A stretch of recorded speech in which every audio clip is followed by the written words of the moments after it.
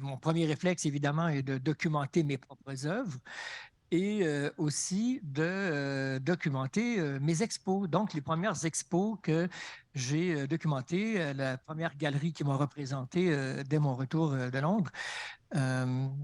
J'avais bien sûr à faire ce travail-là et comme je documentais mes propres expos, évidemment que mon regard était celui qui était comment dire, impossible à contourner, hein. C'est sûr que j'ai photographié mes expos et le premier réflexe pour moi, c'était de me mettre dans la peau du spectateur, celui qui va voir l'expo et celui qui va voir la documentation, comprennent que mon but était de mettre en relation en photographie les œuvres qu'on voyait dans la galerie et ensuite dans les musées, ensuite partout. Donc, pour moi, l'important était de montrer est-ce que le spectateur va bien comprendre que ce que je veux transmettre, c'est en accord avec l'artiste et les commissaires ou la direction ou les intervenants, comment l'expo doit être lue, comment l'expo doit être vue et lue. Donc, et puis je me réfère à certains termes que Rémi Parcollet, plutôt, a évoqués.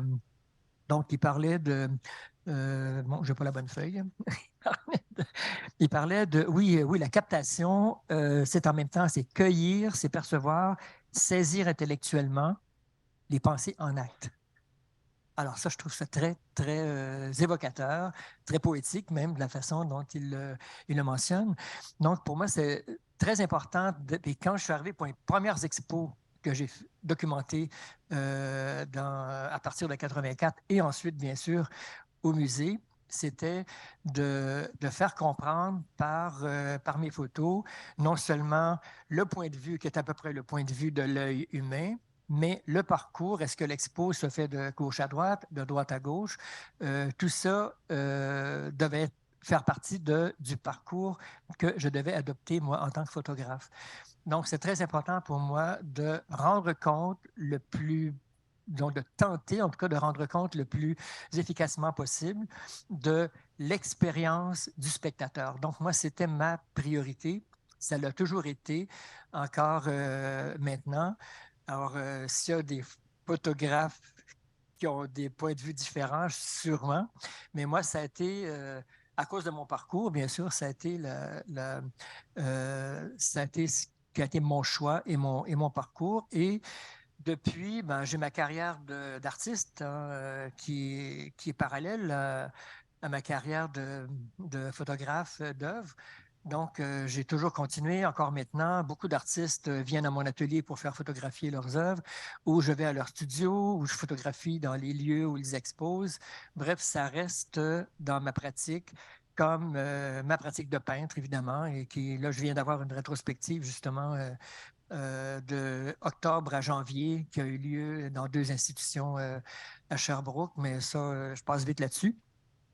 Donc, je reviens sur l'idée. Mais c'est ça, on parlait un peu de ton parcours professionnel puis la relation que tu entretiens avec tes artistes proches. Oui, voilà. Et en termes donc ben, d'archives, parce qu'on est dans le monde de l'archive aujourd'hui, donc je vais quand même mentionner une petite chose, c'est que j'ai fait au musée McCord pour la collection Notman, j'ai imprimé les négatifs originaux de William Notman. Ça, c'était fin des années 90, des 2000 pour le musée McCord. Donc, ça a été une expérience absolument formidable d'avoir ce privilège de toucher aux négatifs originaux de William Notman et de faire des impressions argentiques, bien sûr, parce qu'on était bien avant le numérique, là. Alors, ça a été une expérience inoubliable, vraiment, d'avoir pu travailler avec des négatifs de cette qualité et surtout de cette qualité après 130, 140 ans que les négatifs ont été réalisés. Donc, c'était quelque chose d'assez remarquable. Alors, quand on pense qu'un fichier numérique, de nos jours, on ne peut pas penser que c'est le fichier, que c'est le document source pour l'avenir. Non, les fichiers numériques vont disparaître tôt ou tard, c'est certain. Donc, pour moi, ce qui est important, l'archive étant matérielle, il faut qu'on ait une façon de matérialiser à très long terme les documents, les documents numériques. Donc, je fais une petite parenthèse là-dessus, tout simplement. Là, je vais toucher à un sujet qu'on a touché beaucoup ce matin, mais dans un protocole de documentation, donc tout ce qu'on détermine aux archives qui est passif de documentation, œuvre, parcours, texte, relations spatiales et tout ça, ben, il s'agit toujours du point de vue des archives, donc une commande institutionnelle, et de documenter l'apport des activités du musée à un projet d'exposition. Donc, il y a vraiment cette préoccupation de documenter nos propres pratiques, nos propres langages au niveau institutionnel. Peux-tu nous parler un peu de ton approche envers les vues de salle, comme tu décris l'apport du photographe envers ça? Oui, donc je reviens un petit peu sur l'idée de toujours donner ou tenter de donner le plus précisément possible comment dire, l'expérience que le spectateur peut faire. Par exemple, je suis allé voir dernièrement chez Artas Kiran l'expo de Nicolas Grenier, un artiste que j'aime beaucoup. Et à ma surprise, l'expo se passe de droite à gauche dans la salle, alors plutôt que de gauche à droite. Mais ça, moi, si j'avais à documenter cette expo-là, bien sûr que je documenterais la salle à partir de droite à gauche, comme elle a été conçue par l'artiste et les commissaires. Donc, pour moi, c'est un des facteurs, mais les autres facteurs, c'est de m'assurer que toutes les œuvres sont inclus dans les vues de salle et qu'on comprenne bien l'espace dans lequel toute l'expo se joue. Donc, on comprenne comment les murs interagissent, comment l'espace se déploie. Et tout ça, bien sûr, ici au départ, parce que je vois toujours les expos avant de documenter. Ce qui fait que j'ai toujours au moins une visite que je fais au préalable où je rencontre les commissaires, la direction ou même justement le responsable des archives pour bien comprendre le sens de l'expo, bien comprendre comment le parcours des œuvres se déploie et quelles sont les raisons qui ont fait de la part de l'artiste et de l'institution, comment et pourquoi on a établi le parcours de cette façon. Donc, pour moi, c'est très important. Et je reviens toujours à cette idée de donner aux spectateurs l'expérience ou transmettre l'expérience que j'ai eue ou que je m'attends ou qu'on s'attend, disons, ensemble à ce que le spectateur reçoive. Donc, ça reste pour moi prioritaire. Peux-tu nous parler un peu des différentes approches de prise des vues? Tu as brièvement parlé ce matin de ton expérience au Centre Phi, Oui. mais aussi par rapport au changement en relation à l'évolution même des œuvres qui sont de plus en plus interactives, qui demandent une autre approche de documentation justement par leur interactivité. D'accord. Donc, j'ai souvent eu à faire des photos d'œuvres interactives et bien sûr, dans la simple logique des choses, c'est que si je dois documenter une œuvre interactive, ben, il est essentiel qu'il y ait interaction sur mon image, sur la photo. Donc, exemple, à la Fondation Phi, donc dernièrement, il y avait une œuvre de Scawanati. Vous connaissez l'artiste Scawanati? Qui est absolument admirable. J'adore ce qu'elle fait. Donc, elle avait, si vous avez vu ou si vous allez, vous pensez voir cette expo-là qui est remarquable, il y a une œuvre où on voit une grande photo de Scawanati, comme on en a vu souvent, mais il s'agit d'une œuvre interactive dans laquelle cette photo est présente. Il y a une table avec trois ordinateurs et donc, il faut bien sûr documenter cette expo avec quelqu'un à chacun des ordinateurs pour qu'on comprenne d'emblée l'interaction. Donc, il n'était pas question de photographier cette œuvre-là avec personne devant les ordis. Donc, j'ai même fait aucune photo en me disant il n'y aura certainement aucun besoin de la sorte. Et Scarbonetti était très heureuse, en tout cas, que j'ai pensé à le faire évidemment comme ça, parce que c'était essentiel.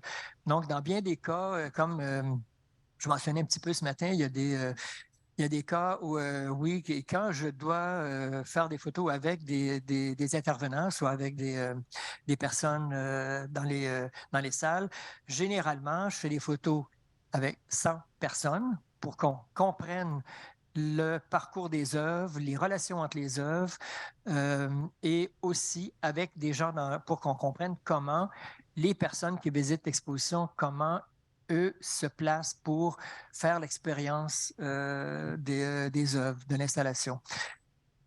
Donc, en gros, c'est un peu ça. Donc, je pense toujours à un et à l'autre en me disant que c'est important généralement de faire les deux, sauf dans le cas des œuvres interactives où là, il est très important, même exigeable, que les intervenants soient présents.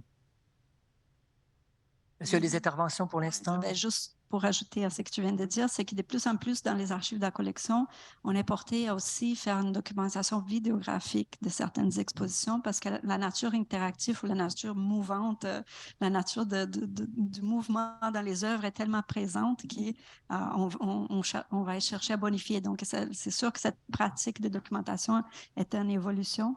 Puis là, Richard Max, je vais te lancer sur une autre petite question, là, parce qu'en vue de ce qu'on a discuté ce matin, c'est toute la question des droits d'auteur, parce que c'est quand même quelque chose qui n'est pas négligenciable.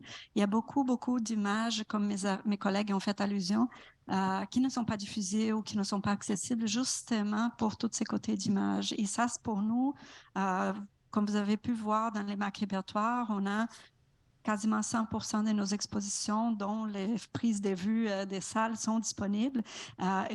Plus d'un an et demi de travail à libérer les droits pour cet outil-là. Je vous épargnerai les détails de prix, mais je voulais juste qu'un photographe professionnel aussi puisse se prononcer à ce sujet parce que c'est vraiment l'enjeu l'enjeu du temps, l'enjeu de 2023. Et c'est la question des droits d'auteur qui limite significativement ce qu'on peut faire ou ça devient trop coûteux. Donc, peux-tu nous parler un peu de ton approche par rapport à ça? C'est très, très simple pour moi. Depuis quelques années, sur toutes les factures que je fais, que ce soit pour un artiste qui vient faire photographier ses œuvres ou pour une institution comme le musée ou la Fondation Phi ou peu importe, il y a toujours 10% de ma facture qui est pour les droits d'auteur. Et c'est bien inscrit sur la facture que ce 10%-là, avec ce 10%-là, je cède totalement et sans limite de temps mes droits d'auteur. Donc, on n'a jamais à venir. Ben, je ne veux pas avoir à gérer ça. Moi, j'ai été longtemps comme artiste, j'ai été longtemps avec la SODRAC ou SODAR qui prenait, qui prenait en charge la question des droits pour les artistes. Et une fois où j'ai été extrêmement frustré, c'est que les Sodar chargeaient beaucoup trop cher et j'ai vu mes œuvres disparaître du projet d'exposition et de publication. Alors là, j'ai mis Sodar et Sodrac et tout le monde à la poubelle et j'ai décidé de gérer mes affaires moi-même. Et comme je ne veux pas avoir à gérer cette question de droit, alors je les cède aussitôt que je fais ma facture et on n'en parle plus. Et mes photos, elles se retrouvent où se retrouvent. Et je suis bien content si elles sont utilisées. C'est tout. Je n'ai même pas à penser à être rémunéré en plus pour ça. C'est hors de question, puis c'est hors de mes propres préoccupations de toute façon. Alors voilà, en gros. Mais c'est important parce que ce qu'on trouve comme image sur le web ou on parlait tantôt d'Instagram et tout ça, les enjeux de droits d'auteur sont toujours présents, puis dans la plupart du cas, sont plus limitants que. Puis là, parfois, c'est même pas juste la question des droits, mais c'est la possibilité de gérer. Ça devient une surcharge énorme pour les musées de gérer les droits d'auteur. Au musée d'art contemporain, nous avons à peu près 93% des œuvres qui sont couvertes par les droits d'auteur encore, et surtout des artistes vivants, donc ils ne tomberont pas dans les droits domaine public si peu. Donc, vous pouvez imaginer, on a vraiment un personnel à temps plein, une personne à temps plein comme Marie-Claude Saya aussi, pour gérer toute la question des droits d'auteur qui, dans notre collection particulièrement, est très significative, d'où l'importance de l'outil de Mac Répertoire, de réussir ces tours de force, de l'avoir réussi. C'est tout l'effort de numérisation, tout l'effort de gestion, mais tout cet effort de gestion du droit qui nous permet de vous rendre cet outil ou de vous rendre tout ce matériel disponible. Donc, Merci, André. D'ailleurs, je vais prendre une seconde pour remercier Andrea et remercier parce que c'est Andrea qui m'a invité à me joindre à elle. Donc, je suis très heureux d'être ici aujourd'hui grâce à toi. Moi, j'aurais une question à Richard Max, parce que lorsque, en tant que chercheur qui travaille sur la vue d'exposition, l'archive visuelle, on est confronté à un espace-temps arrêté, fixé, avec des limites à droite et à gauche de la photographie. Donc, justement, l'occasion que tu nous offres par ta présence et qui m'intéresse particulièrement, c'est comment choisis-tu ce cadrage-là? Et je garde à l'idée que vraiment tu veux dérouler l'exposition dans sa pensée, dans sa conception. Donc, comment se réalise ta position de spectateur dans l'exposition et ta pratique de photographe qui dit, oui, ce fragment-là, je le cadre, je l'arrête, je prends ma photo et l'autre suit après. Donc, est-ce qu'il y a des raccords, par exemple, qui se font d'une photographie à l'autre avec une même photographie, une même œuvre qui apparaît dans d'autres photographies afin de nous permettre de faire les parcours. Je reviens là-dessus parce que, et je ne veux pas dériver, mais c'est un exemple, ma question vient de l'image topographique. Je m'intéresse beaucoup aux gravures qui sont mises en série à l'intérieur d'albums où on voit souvent un même monument qui réapparaît entre différentes estampes pour permettre au spectateur qui est chez lui dans sa maison à refaire le parcours comme s'il était sur place.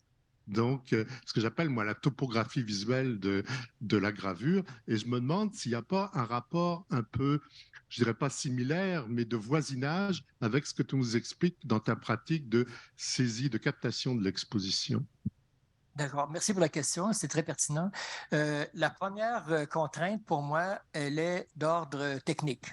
On travaille avec des objectifs, on travaille avec des optiques et c'est très, très important de comprendre l'optique. Et si je veux avoir toute une salle au complet dans ma prise de vue, je suis pris avec un super grand angle. Et les super grands angles, qu'est-ce qu'ils font? Ils déforment, hein? Ils déforment passablement. Donc, ça prend beaucoup de travail Photoshop pour tenter de rattraper la déformation des objectifs très grand angle. Ça se fait, mais je préfère généralement réduire, avoir, oui, un grand angle, mais pas super grand angle, de façon à ce que est-ce qu'une œuvre se retrouve dans une, deux ou trois photos différentes pour que les raccords, justement, puissent se faire. Donc, si je fais une vue de salle, par exemple, où il y a 5 tableaux qui s'alignent dans l'espace, je vais m'assurer que d'une part ou l'autre, on voit, par exemple, soit les 2 ou 3 derniers, on va les voir dans la prochaine vue et comme ça, on va comprendre le parcours.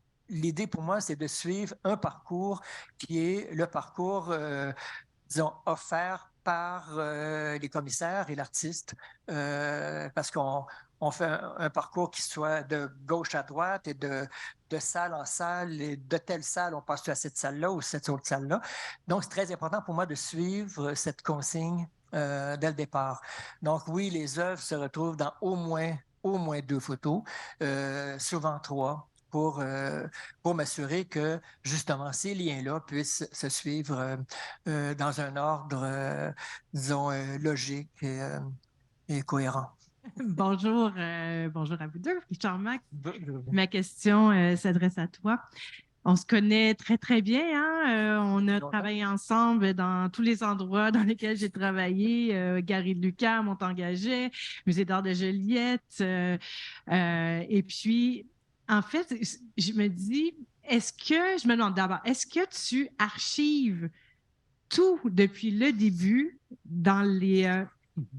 Bon, si oui, réalises-tu à quel point, au regard des conversations aujourd'hui, tu as une mine d'or avec toi? Ou sinon, réalises-tu à quel point tu aurais eu une mine d'or le sujet d'étude? Bien, c'est une très bonne question, puis je réponds oui et non. Parce que dans ma réponse, Il y a le fait que pour les institutions, je conserve dans mes disques durs pour 4 ans tout. Alors, simplement pour m'assurer que les institutions, s'il arrive un gros pépin dans les 4 années, ben, il y a un backup qui est celui que j'ai fait. Donc, je peux toujours revenir. Et le backup concerne pas seulement les fichiers que j'ai remis, c'est-à-dire les TIFF et JPEG haute résolution, mais les fichiers RAW qui viennent directement de ma caméra sont aussi conservés. Mais ça, pour les institutions. Pour les artistes, pour, disons, le privé, si je peux dire, c'est 2 ans. Donc, je conserve, puis ça prend déjà beaucoup de place. Mais je conserve pour 2 ans pour les artistes et 4 ans pour les institutions. Alors, c'est ça ma réponse. Donc, ce n'est pas des archives, c'est des copies de sécurité. C'est des copies de sécurité, oui, parce que moi, je ne considère pas que je suis un archiviste et je ne détiens pas un centre de documentation. En tant que photographe, oui, je garde des fichiers et c'est important pour moi de garder une copie de réserve, mais je ne me considère pas comme un centre de documentation. Et quand on m'appelle pour me dire « Ah, as-tu la photo qu'on a fait en 92 ?» Je dis « Non, je regrette. » Non. Mais il faudrait parler de ta pratique des portraits, par exemple. Ça, c'est une toute autre... Ah oui, enfin, dans tout ce qui sont mes œuvres à moi, là, oui, je garde tout, mais à vie.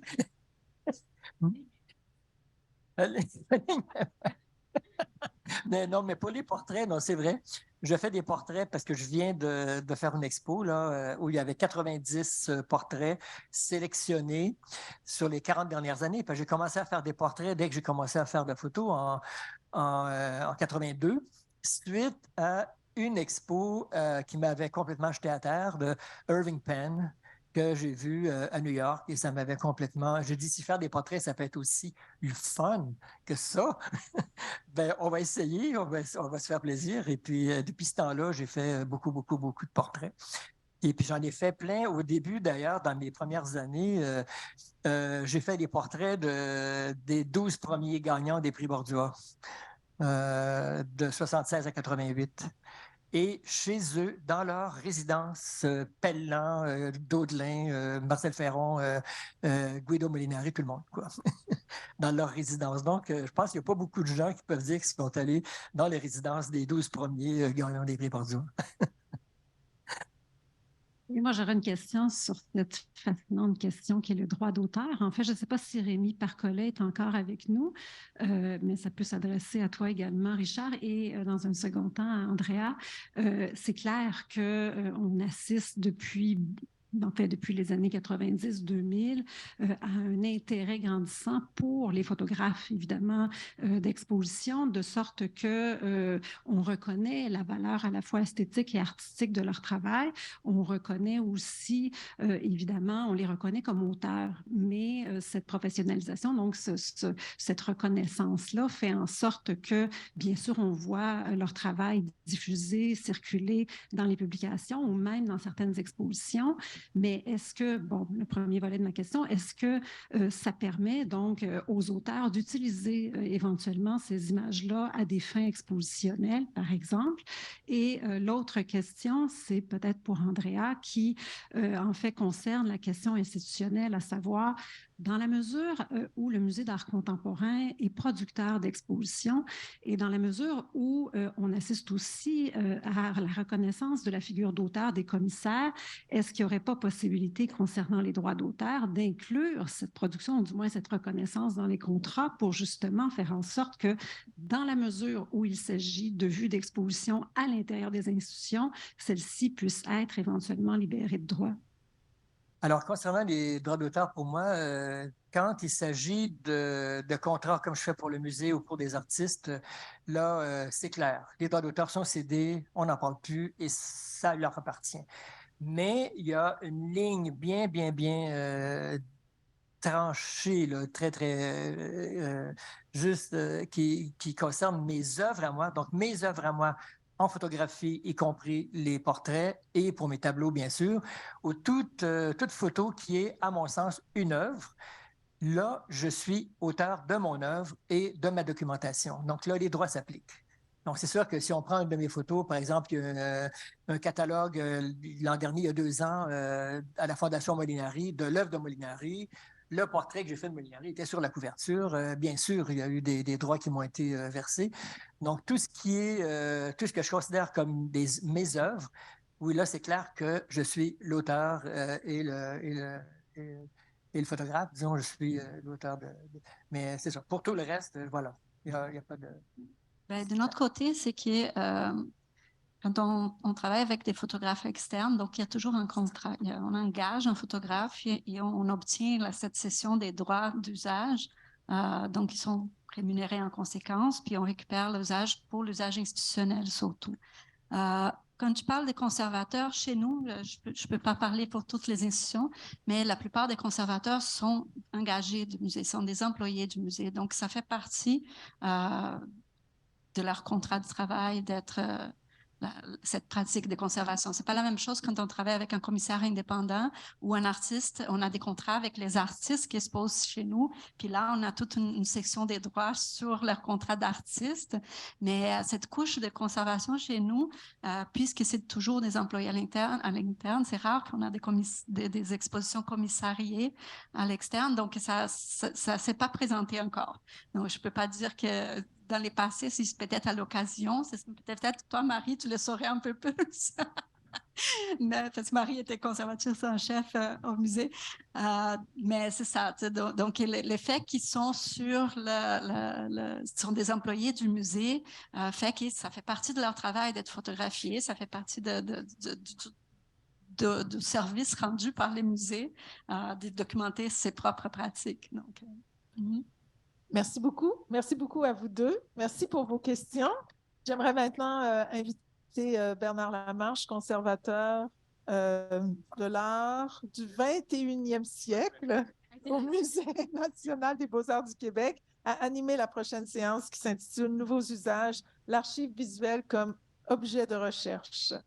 Pour la deuxième fois cette année, c'est l'actualité des journées d'études qui en décide. J'ai le plaisir de présenter Marie-Josée Jean ici au musée. Donc, Marie-Josée Jean est professeure au département d'histoire de l'art de l'Université du Québec à Montréal et directrice artistique de Vox, Centre de l'image contemporaine. Ses recherches portent sur la théorie et les pratiques de l'image et de l'exposition. Et depuis le milieu des années 90, elle a organisé plus d'une centaine d'expositions, lesquelles lui ont valu le prix de la Fondation Hanishin. Sa présentation d'aujourd'hui porte le titre « Repenser les usages des vues d'exposition, la contribution des artistes ». Marie-Josée? Bonjour à tous, à toutes. C'est un plaisir d'être ici. Merci, M. Prioul, Marie. Merci, Marie-Lie également et nos hôtes du musée. Alors, sans plus tarder, dans l'introduction du manifeste, voici, dans l'introduction au manifeste documentation publié par la Galerie Fauxhall en 1971, parallèlement à l'exposition Living Archive, on pouvait lire un extrait de la partition du célèbre happening panoramique Si de 1967, qui était mis en scène par Tadeusz Kantar. Autour d'une grande caisse, quelques personnes s'agitent. La caisse est déjà emballée, munie d'instructions. Attention, fragile. Eau by boat, adresse Galerie Fauxhall à Varsovie. La nouvelle se répand parmi le public. La caisse contient une documentation importante de la galerie. Le manuscrit d'une chronique minutieuse, des coupures de critiques, des procès-verbaux, des photographies d'exposition. Autour de la caisse, une foule de plus en plus dense et à un certain moment, la caisse est transportée sur le rivage de la mer. Là, elle est placée à bord du bateau qui quitte le rivage en toute hâte et prend le large devant les yeux de la foule silencieuse. Au bruit de la salve d'une fusée, la caisse est jetée dans la mer. Alors, de ce célèbre happening, on connaît généralement plus souvent le panoramique Si, donc où on voit Edward Krasinski interpréter le Sea Concert, donc qui a lieu à l'Asie, à Varsovie. Mais on connaît peu, en fait, ce naufrage assez dramatique qui a été mis en scène au moment de ce happening. Or, ce geste artistique hautement radical avait, vous le comprenez, une fonction catharsique, c'est-à-dire se défaire du fétichisme auquel toute institution artistique est soumise lorsqu'elle préserve et conserve systématiquement les traces documentaires de son histoire. Heureusement, je le dis, il s'agissait d'un geste symbolique parce que encore aujourd'hui, les archives de la galerie Fauxhall sont bien préservées à Varsovie. Et d'ailleurs, beaucoup de documents, de vues, de photos d'exposition sont aujourd'hui évidemment de notoriété mondiale. Or, si cette performance est importante pour notre propos, c'est parce que les artistes qui y ont été associés ont éprouvé déjà au tournant des années 1970, le besoin d'interroger en fait les conventions qui régissent la fonction documentaire de telles archives, y compris celle évidemment des vues d'exposition. Alors, la question qu'on va maintenant se poser, en fait, pour cette communication est qu'en est-il de la vue d'exposition lorsqu'elle est un matériau artistique ou encore un outil pour conceptualiser et transformer le rapport que nous avons à l'exposition? Le cas d'Edward Krasinski est vraiment éclairant sur cette question. Pour le constater, on retourne à nouveau à la Galerie Fauxhall de Varsovie. Bon, tout comme plusieurs artistes conceptuels, je pense à Jan Dibet ou notamment Bill Vazan au Québec, Krasinski va réduire son langage artistique à une ligne bleue, dans son cas, d'une largeur de 1,9 cm, qu'il va apposer sur les murs dans lesquels il va interagir, notamment, on le voit ici dans le cas de son studio à Varsovie, et l'objectif est de relier entre elles les différentes composantes qui s'y trouvent, incluant celle de l'exposition, comme on peut le voir ici. Donc, sa ligne bleue est à la fois, comme vous pouvez le constater, là, qu'elle passe sur les différentes œuvres, qu'elles soient bidimensionnelles ou tridimensionnelles. C'est en fait, comme là, c'est justement mentionné, en fait, Pavel Polit, la ligne bleue tend à transformer l'espace d'exposition en sujet de représentation photographique, un phénomène qui s'est généralisé avec l'avènement du site spécifique dans le but de pérenniser les interventions par la photographie. Or, si Krasinski fera un tout autre usage de la photographie, encore plus inattendu, c'est qu'il va intégrer cette fois dans l'exposition et sous la forme de tableaux photographiques des images d'exposition antérieures. En fait, ses propres images, comme on peut le constater ici. Donc, voyez-vous, il va à la fois réaliser des expositions de son travail utilisant la ligne bleue, mais en plus, ce qui est fort passionnant, c'est que la ligne bleue va passer sur des tableaux photographiques montrant ces expositions précédentes. Alors, cette stratégie convoque un mode de représentation qui semble établir une relation de concaténation, comme si Krasinski avait élaboré une chaîne narrative en faisant en sorte que les expositions antérieures prenaient la forme d'une introduction à l'exposition actuelle. Par cette approche, l'artiste semble alors insister sur le fait que les œuvres et leurs expositions sont en fait le sujet et l'objet de son exposition. Une exposition réalisée cette fois en 1990 va convoquer en quelque sorte le devenir des vues d'exposition. Cette fois, des miroirs vont remplacer les vues des expositions, comme on l'a pu le voir précédemment, ce qui, outre les effets spatiaux, somme toute déstabilisants, va nous rappeler que l'exposition est fatalement destinée à devenir une image.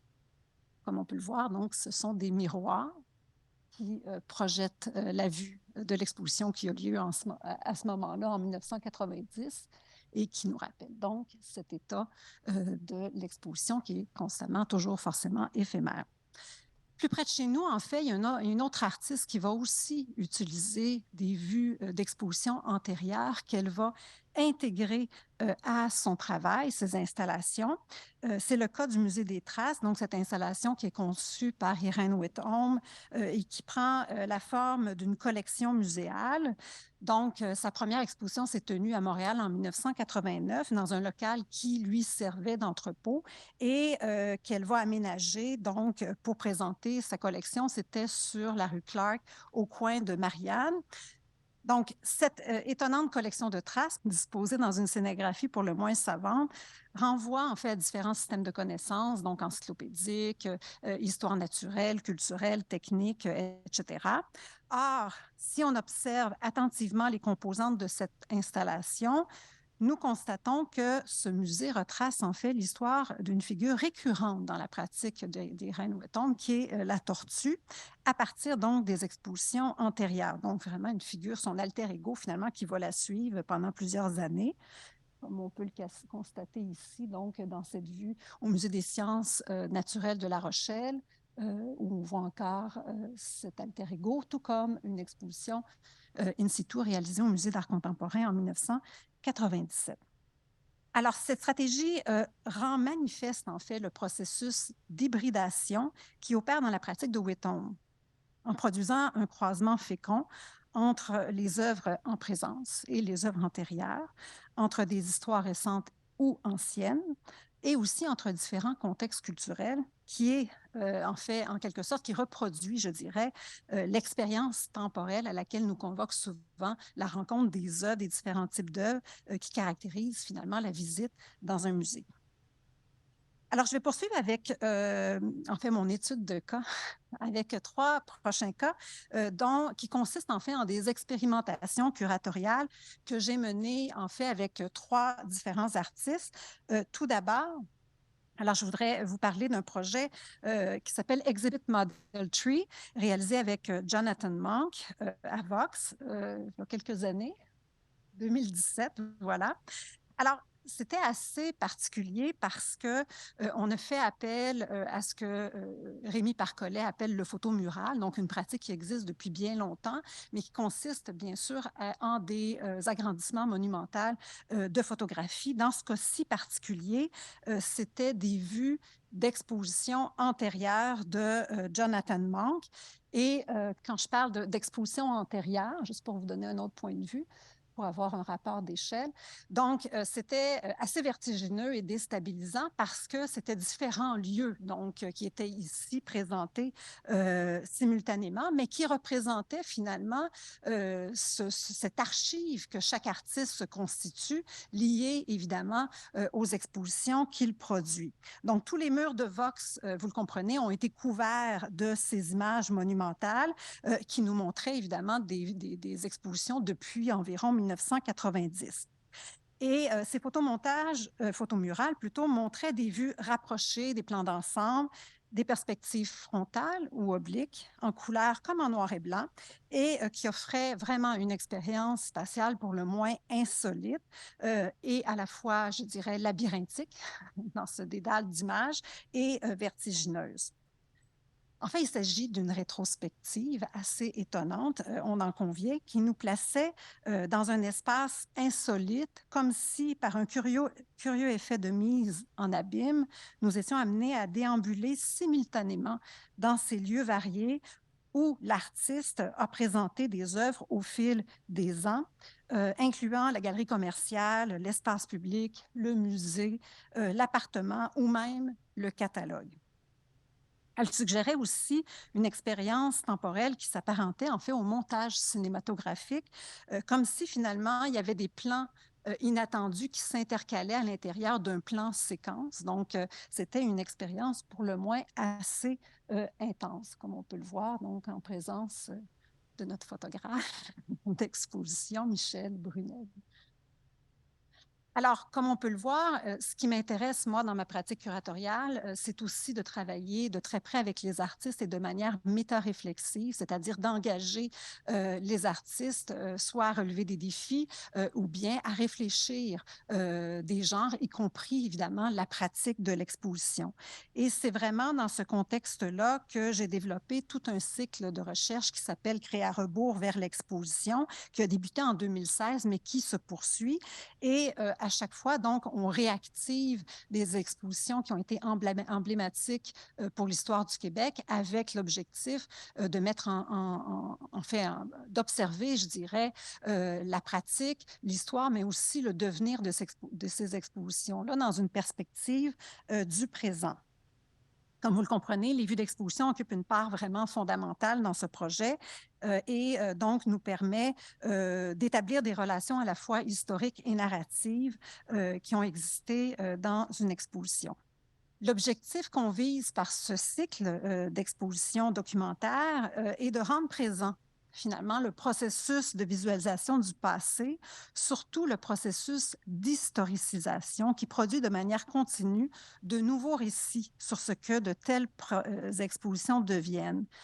Une approche a été systématiquement privilégiée. Nous n'avons pas tant cherché à reconstituer les 7 expositions étudiées jusqu'à présent, mais on les a véritablement réactivées en tentant de retracer finalement les moments significatifs qui ont marqué l'histoire de ces expositions, mais en tentant de retracer ce qu'on y a dit, les récits qui ont pu exister à son propos jusqu'à aujourd'hui. Donc, on va regarder le cas de chambre avec vue ensemble qu'on a réalisé avec la collaboration de Pierre Dorion et Richard-Max Tremblay, donc avec lequel j'ai eu la chance de travailler. J'ai travaillé à peu près avec tous les photographes d'exposition de Montréal, je vais le dire comme ça, mais même encore avec quelques-uns de Québec notamment. Bon, d'abord, l'exposition de Pierre Dorion avait été présentée dans un appartement vacant du complexe résidentiel Les Dauphins sur le Parc en 1999. Elle a été ensuite reconstituée en 2012 au moment de l'exposition Bilan que le Musée d'art contemporain consacrait à l'artiste sous le commissariat de Marc Langto. Donc, la première était un projet in situ produit par un lieu non institutionnel, donc un appartement, alors que la seconde reposait sur la réactivation de ce projet dans un contexte muséal. À ces 2 occasions, l'artiste comme le commissaire ont fait usage différent des vues d'exposition. Utilisées par le premier comme un matériau artistique, elles sont devenues pour le second une référence pour créer un dispositif cinématographique. En 1999, au complexe Les Dauphins, 11 tableaux ont été réalisés à partir de photographies. C'est la manière de travailler de Pierre Dorion, qui étaient placés dans les 4 pièces vides d'un petit appartement, donc qui était loué pour l'occasion. Et cet effet est encore accentué donc, par l'un des tableaux, Chambre à coucher 1999, qu'on peut voir ici, qui montrait au moyen d'un traitement davantage documentaire, donc de la part de Pierre Dorion et quasi en noir et blanc, la pièce qui l'accueillait. Cette œuvre était placée évidemment à côté des miroirs pour redoubler l'effet de sa présence. C'est un comparable effet de mise en abîme que nous conviait l'artiste et le commissaire Marc Langto lors de la reconstitution de l'installation en 2012. Cette reconstitution était introduite par le musée Vestibule, qu'on peut voir ici, donc de 2000, donc une année suivant l'intervention au Dauphin, montrant à nouveau l'une des pièces de l'appartement, bien que réalisée cette fois à partir d'une vue d'exposition de Richard-Max Tremblay, donc qui avait fait évidemment la documentation en 1999. Alors, si la vue de l'exposition était ici illustrée par Dorion à des fins d'exploration picturale, elle était également devenue, entre les mains du commissaire Marc Langto, un outil curatorial indispensable puisqu'elle a permis de reconstituer sous la forme d'une maquette architecturale monumentale, c'était l'approche qu'on avait privilégiée, le parcours de cette exposition telle qu'elle était en 1999. Alors, contrairement à ce qu'on peut imaginer d'une telle documentation, elle n'est ni neutre ni objective, j'insiste, mais repose sur des stratégies de composition pour mieux nous rendre attentifs à certains détails des œuvres ou des performances. Et ce que je trouve remarquable dans le travail de Richard Max, parce qu'évidemment, on a fait, nous, la réactivation documentaire de cette exposition, et ce qui est vraiment remarquable quand je regarde les vues d'exposition de Richard Max, comme on peut le voir ici, parce que là, vous l'avez compris, 99, 2012, et nous, on a fait ça en 2019. J'ai pas la date sur les yeux. Donc, c'est toujours Richard Max qui a documenté, mais ce que je trouve remarquable, c'est sans doute le fait que sa composition repose aussi sur un éclairage très particulier qui va aller chercher les couleurs ambiantes et dominantes des œuvres. Et ça, c'est quelque chose que j'ai pu constater, notamment dans le travail de documentation qu'il a fait. L'exposition documentaire qu'on en a fait donc, dans le cadre de Créer à rebours vers l'exposition, ce que vous voyez actuellement, offre quant à elle l'occasion d'examiner les multiples dispositifs de mise en abîme qui ont finement été élaborés par Pierre Dorion depuis la première mise en vue du projet en 1999. Et je vais conclure par un dernier cas rapide, cette fois-ci de Claire Chérubel, qui a réalisé à notre invitation une intervention curatoriale et artistique à Vox qui visait à réactiver la seconde expo Automatisme. Donc, depuis 70 ans, les expositions automatistes ont été largement étudiées dans les monographies et les anthologies jusqu'à aujourd'hui être considérées évidemment comme des événements légendaires. Or, ces ouvrages, tout comme les catalogues d'exposition, façonnent notre perception des œuvres et orientent notre façon d'appréhender leur contexte d'apparition, que ce soit par la teneur des commentaires critiques ou par la qualité des documents visuels qu'ils contiennent. Au fil du temps, différentes photographies se sont progressivement superposées à notre conception de ces expositions jusqu'à devenir leur référence visuelle ultime. Cherchant à faire travailler le temps à rebours et à réactualiser le passé en partant du présent, Klaus Cherubel a utilisé une vue d'exposition comme outil conceptuel. Il a reconstitué en 3 dimensions une photographie en noir et blanc qu'a captée Maurice Perron en 1947 dans des circonstances devenues historiques. Donc, en fait, c'est une approche qui n'est pas nouvelle, mais le projet de classe se distingue néanmoins des démarches qu'on peut rencontrer de la reconstitution, puisqu'en répliquant partiellement l'exposition des automatismes et en le faisant en noir et blanc, surtout, il nous situe explicitement dans l'espace de sa représentation photographique.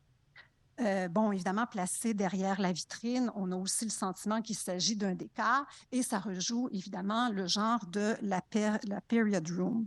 Donc, par cette déroutante opération, l'image qui était d'abord reproduite dans l'espace du livre s'insinue dans l'espace de la galerie et acquiert, à travers cet effet de basculement, la forme d'une exposition. Donc, évidemment, en fait, tous ces dispositifs somme toute assez ingénieux, imaginés par les artistes, permettent de faire des expériences souvent troublantes, certainement métaréflexives, parce qu'elles rendent vraiment opératoire l'expérience même qu'on fait de ces vues d'exposition, qui sont devenues tellement essentielles dans le domaine de l'art et de la muséologie. Ils nous donnent matière à réflexion à nous, je crois, commissaires, conservateurs, muséologues, pour repenser les usages que nous faisons des vues d'exposition et des relations que nous pourrions établir entre l'expérience des œuvres, leur histoire et nos publics. Merci. La prochaine présentation porte comme titre « Pourquoi exposer l'archive visuelle du musée dans les collections ». Elle nous sera livrée en ligne par Lisa Bourali, qui est doctorante en muséologie, médiation, patrimoine à l'Université du Québec à l'Université du Québec à Montréal, je vais dire à l'Université du Québec à l'UQAM, et à Paris 8, ainsi que récipiendaire de la Bourse d'études supérieures du Canada, Joseph Armand Bombardier du CRSH. S'inscrivant dans le partenariat SIECO des nouveaux usages des collections dans les musées d'art, ses recherches portent sur les pratiques curatoriales et le redéploiement des collections. Lisa, à vous. Donc, merci aux organisateurs et aux organisatrices.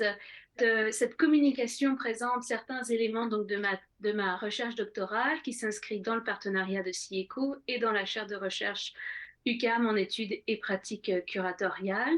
Mes travaux portent sur le redéploiement, comme vous l'avez dit, c'est-à-dire le redéploiement, c'est le geste curatorial de repenser une partie significative des espaces dédiés aux collections et sur les pratiques curatoriales critiques qui, elles, se sont plutôt principalement développées dans les expositions temporaires et à l'extérieur des musées, mais je prends comme hypothèse de départ pour mon analyse d'aujourd'hui qu'elles sont désormais utilisées dans les expositions de collection.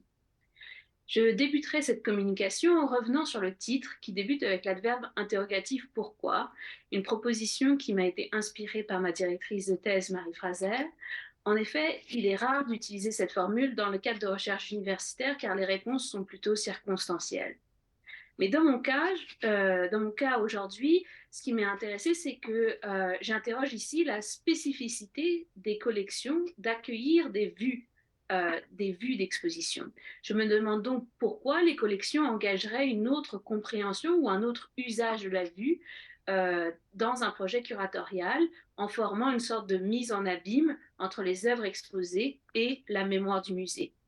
J'interroge donc l'usage ou la fonction de la vue d'exposition comme outil curatorial critique lors de redéploiement des collections en m'appuyant sur 2 études de terrain. La première, c'est Histoire d'une collection 2018 au Musée national d'art moderne Centre Pompidou et celle au Stedelijk Museum d'Amsterdam en 2017, intitulée Stedelijk Base. À partir de ces 2 études principales, je pose l'hypothèse que l'exploitation des vues d'exposition accompagne un tournant dans le commissariat des collections vers des pratiques plus critiques et autoréflexives. Les innovations curatoriales, scénographiques ou muséographiques qui impliquent des vues d'exposition ont souvent été remarquées dans des expositions temporaires. Mais comme le rappelle Rémi Parcollet, je cite, « l'exposition, qu'elle soit permanente ou temporaire, est d'abord et avant tout caractérisée par son aspect éphémère. Une exposition finit toujours par disparaître pour ne rester dans la mémoire de ses concepteurs et visiteurs qu'à travers les traces matérielles que sont les catalogues et les archives. » Fin de citation. Parmi ces archives et mémoires de l'institution, il y a ces prises de vue qui ont plutôt d'abord été conservées pour préserver la mémoire de ces productions éphémères que pour servir d'outil curatorial, bien qu'une réflexion de plus en plus poussée se développe. Car l'étude de la prise de vue comme un outil curatorial a plutôt été faite sans distinction de type d'exposition. On peut recenser à peu près 5 types d'usages que je vais faire assez rapidement. Le premier, c'est la preuve. Ici, vous avez un cas d'exposition que j'ai co-commissarié à la Fondation Molinari, où les photographies qui ont servi lors de la recherche, et notamment à identifier les œuvres qui feront partie après du corpus final, ont été incluses dans l'exposition. Il s'agissait de montrer le processus de recherche et d'exposer la preuve tirée d'un fond inédit du photographe Robert Millet, qui était sous notre garde à cette époque. Deuxièmement, la trace ou la documentation de l'œuvre immatérielle et éphémère.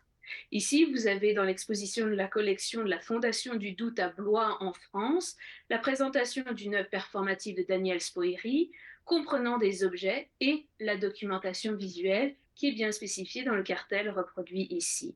Troisièmement, la reconstitution, je pense qu'on va en parler avec la prochaine présentation, qui est une pratique de plus en plus répandue, qui a presque son propre champ de recherche en soi. Et ici, vous avez le cas célèbre de Other Primary Structure au Jewish Museum en 2014.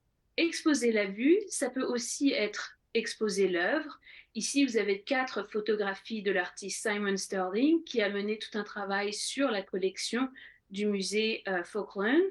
Que je ne peux pas expliquer, mais on pourrait aussi reprendre, comme Marie-Josée Jean vient de le présenter, le cas de certaines images, le dernier cas qu'elle a présenté, où la vue d'exposition fait œuvre. Dernière proposition typologique, la contextualisation. De nouveau, on se retrouve au Centre Pompidou assez récemment avec l'exposition Allemagne Années 20, Nouvelle Objectivité, où on voit une œuvre qui là un objet de design, une chaise qui a été une mise en contexte du mobilier des années 20, qui a perdu son utilité, posée sur un socle, et qui est mis en contexte grâce à la photo murale exposée à l'arrière. L'usage des vues d'exposition peut alors être perçu comme un usage pédagogique ou argumentatif, peut avoir un aspect spectaculaire ou discret. Mais je me demande également s'il peut avoir un aspect réflexif. Dans la plupart de ces cas, on observe que le visiteur est invité à faire un travail de comparaison entre l'œuvre exposée à un temps donné et l'œuvre exposée dans le présent, que ce soit pour faire une comparaison, une vérification ou pour l'informer du contexte original de présentation ou encore de la recherche réalisée. Mais la réflexion pourrait passer à un autre niveau, ou en tout cas aborder une autre couche, dans le cas de la pratique pour les expositions de collection, car la vue porte également l'histoire du musée et le contexte de patrimonialisation, voire d'enrichissement de l'œuvre qui est alors exposée. Je vous soumets donc les questions suivantes. Si la vue d'exposition est principalement utilisée dans la perspective de constituer une archive qui représente le musée, quels sont les impacts et les enjeux lorsqu'elle est exposée dans les collections? Comment cet outil de compréhension d'un accrochage est exploité dans les redéploiements? Quels sont les mécanismes de la mise en abîme? Qu'est-ce qui est montré? Et aussi, qu'est-ce qui est absent? Plongeons donc dans les études de cas. Lorsque Bernard Blisten prit la direction du M&M en 2015, il proposa un nouvel accrochage des collections avec un parcours chronologique qui suit les grands mouvements de l'histoire de l'art et met de l'avant les icônes de la collection. Là, on est dans l'espace moderne. Dans les salles identifiées en gris sur le plan que vous voyez ici, des petites expositions principalement construites à partir de fonds d'archives du musée ponctuent le parcours initiatique et traditionnel.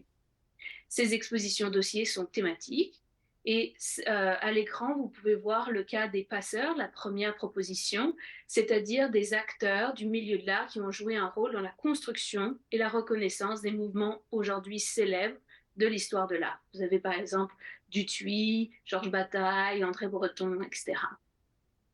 Pour la 5e édition, parce qu'il y a une rotation à peu près tous les 6 mois ou 1 an, Nicolas Liucci-Goudnikov, le chef d'orchestre de ce projet aux multiples commissaires, propose une autre direction en se concentrant sur l'histoire de la constitution de la collection du musée. Dans le texte d'introduction, il déclare, je cite, « L'histoire d'une collection de musée et l'histoire des faits artistiques sont largement disjointes. La constitution des collections du Musée national d'art moderne en témoigne de façon cruelle. » Donc là, on a déjà une annonce originale, parce qu'un musée fait rarement état de ses lacunes et fait preuve que la collection est toujours lacunaire. Pour raconter cette histoire, le musée utilise dans les interstices des expositions dossiers de grandes images et de vues d'exposition avec un effet immersif, voire spectaculaire. Les expositions dossiers abordent les origines institutionnelles du M&M avec le musée du Luxembourg, le Jeu de Paume, le Palais de Tokyo, auxquelles s'ajoutent des grandes expositions et des grandes donations. Ça, c'est les thématiques des expositions dossiers qui sont ponctuées dans le grand déploiement. Quelques remarques suite à ma visite. Premièrement, on observe un accrochage original avec des œuvres qui sont directement accrochées sur la photographie, comme si elles essayaient de retourner dans le temps, produisant un contraste très fort d'accrochage entre ce qui est présenté dans les autres salles, fond blanc, œuvres mises de l'avant seules sur un mur, et les salles d'exposition dossier. Deuxièmement, il y a un côté immersif car le visiteur se retrouve projeté dans la salle. Ici, vous voyez un visiteur, on se demande s'il pourrait pas juste traverser, se retrouver dans la photo. Troisièmement, Histoire des collections s'arrête avec la préfiguration du Centre Pompidou en 1977. Et donc là, vous avez la dernière salle avec un tableau des acquisitions majeures réalisées à cette époque. Donc même si le focus du projet est basé sur l'histoire de la collection, certains aspects qui ne mettent pas nécessairement en avant le musée, ou en tout cas le valorisent, font hommage à lui, sont aussi traités et contextualisés. Par exemple, vous avez le soutien aux artistes dits de la peinture coloniale, qui pourrait être reproblématisé aujourd'hui et poser la question de qu'est-ce qu'on fait avec ces œuvres de la collection, ou encore le retard du musée dans sa compréhension de l'art moderne, ici qui est mis en avant dans le passage surligné du texte. Plusieurs expositions portent aussi sur des sujets moins glorieux ou des moins glorieuses expositions, comme en 1937, où il a été nécessaire de faire un réaccrochage des collections pour plaire au goût des nazis, notamment dans le contexte de la visite de Hitler au musée. Deuxième cas, au Stedelijk Museum d'Amsterdam, le traitement photographique est assez différent. Premièrement, les photos ne sont pas présentées en comparaison avec les œuvres de la collection. Une salle introductive au redéploiement Stedelijk Base, collection avant 1950, présente l'ensemble des photographies dans un ordre chronothématique. Cette présentation peut faire penser au projet que ce matin Rémi Parcollet a évoqué, qui était celle du MoMA à Paris, qui, elle, terminait l'exposition, et moi, au Stedelijk, ça débutait l'exposition. Deuxièmement, tout comme au M&M, ces images traitent des origines et du passé du musée jusqu'à sa réouverture en 2012, où le musée a notamment été qualifié de baignoire avec cette nouvelle construction que vous pouvez voir ici. Troisièmement, contrairement au M&M, l'accent n'est pas mis sur la collection, mais plutôt sur l'histoire des expositions. Ici, vous avez par exemple l'image de la fameuse exposition d'Ilabi, faite par William Sandberg, qui est beaucoup étudiée dans le champ de recherche sur l'histoire des expositions. Par contre, à noter que le guide et le catalogue qui accompagnent le redéploiement incluent des vues d'exposition qui contextualisent pour le coup les œuvres de la collection. Voici quelques images. Donc on voit là, il y a une reconstitution d'une exposition de Rudy Fudge en 2016, avec une œuvre ici, puis après on a un focus sur l'œuvre. Ici, vous avez des collections de présentation, une exposition de la collection en 84, et là vous avez une autre exposition de la collection dans les années 70. En comparant les deux expositions au M&M et au Stedelijk, on peut vraiment faire une distinction éditoriale importante, et là ça va vraiment faire référence à plusieurs éléments discutés ce matin. Le Stedelijk a préféré des images comprenant des visiteurs et de la documentation de processus de montage, sélection des œuvres, plusieurs moments vernissage, etc. Alors qu'au M&M, on expose exclusivement des photos de salles très esthétiques qui se concentrent sur la photogénie et la valeur documentaire, pour employer les termes utilisés par Parcollet. Revenons donc à la question de départ sur la spécificité des vues d'exposition dans les collections. Dans les deux cas, on observe que ces insertions montrent le travail du musée et son rôle dans la patrimonialisation de l'écriture de l'histoire de l'art. Ainsi, l'usage dans les collections ajoute une autre couche à la relecture de l'histoire de l'art et à l'écriture de ces multiples histoires. Par exemple, je mentionnerai les travaux de Nesligul Durakana et Kadriye Deskan Akemmet dans leur étude qualitative et comparative des institutions membres du groupe L'International sur les usages de l'archive exposée dans les musées d'art, qui démontrent que les expositions réalisées à partir d'archives permettent de nouvelles activités institutionnelles ainsi que la production de nouvelles interprétations en dehors des canons d'histoire de l'art. Mais elle contribue également à mettre sur pied des stratégies d'auto-historicisation et d'approche autocritique. Si l'archive, et notamment la vue d'exposition, permet de rompre avec l'autonomie esthétique de l'art, les insérer dans les collections permet de montrer le rôle du musée dans la construction de l'histoire de l'art. Donc, c'est plus juste comment s'est construite l'histoire de l'art, mais comment le musée y a participé, et les valeurs idéologiques que le musée a choisies au fil du temps, d'exposer les contraintes et les limites de la collection au genre actuel auxquelles font face les conservateurs, qui sont limités dans le choix de certains corpus, ainsi que de formuler une autocritique de l'histoire à la manière de la critique institutionnelle. Si en effet ce travail fait penser à la critique institutionnelle, on pourrait l'associer, on pourrait faire référence ou le comparer avec les travaux de Louise Lower, ici présentés dans la salle d'un redéploiement des collections du Stedelijk Museum en 2021, où sur la photo, on reconnaît l'œuvre de Jeff Koons exposée dans la salle. On reconnaît la photo de Jeff Koons et une œuvre de Jeff Koons qui, elle, est mise dans la salle d'exposition. Ce projet avait été soutenu par Rain Wolf, qui est l'actuel directeur du Stedelijk et qui associe la pratique de la critique institutionnelle au commissariat critique qu'il considère, je cite, qui s'efforce, le commissariat critique, de surmonter les structures enracinées et de renouveler le musée.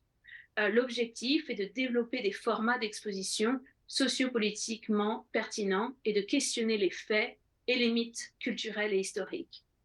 Ce travail peut faire également penser, donc, le commissariat critique à la muséologie critique, qui a notamment été étudiée par Pedro Lorente. Il écrit « Les musées négligent souvent la nature subjective des discours qu'ils construisent. Ils courent le risque de figer les objets dans des accrochages monothématiques linéaires. L'enjeu pour le musée critique consiste à ne jamais cesser de remettre en question sa propre histoire, sa propre culture et même sa propre voix. » Donc, pour conclure, je dirais que l'exploitation des vues d'exposition a le potentiel pour les expositions de collection de mettre sur pied un commissariat critique et autoréflexif sur la constitution des collections qui est problématique pour toutes sortes de raisons et sur l'histoire des musées. Mais qu'il faut également garder en tête que ces images montrent le musée sous un autre angle sans pour autant dire ce que le musée compte faire de cette histoire. C'est-à-dire qu'il faudrait éviter que ce soit juste une compilation de faits. D'autant plus que le risque de cet usage chronologique dans mes deux cas a l'effet de progrès qui induirait que le musée d'aujourd'hui serait détaché de ses politiques parfois conservatrices du passé. Est-ce vraiment le cas? La question mérite d'être posée. Autrement dit, si l'image exposée problématise le passé, elle peut aussi être une excuse pour se dérober sur les politiques du futur. Merci beaucoup.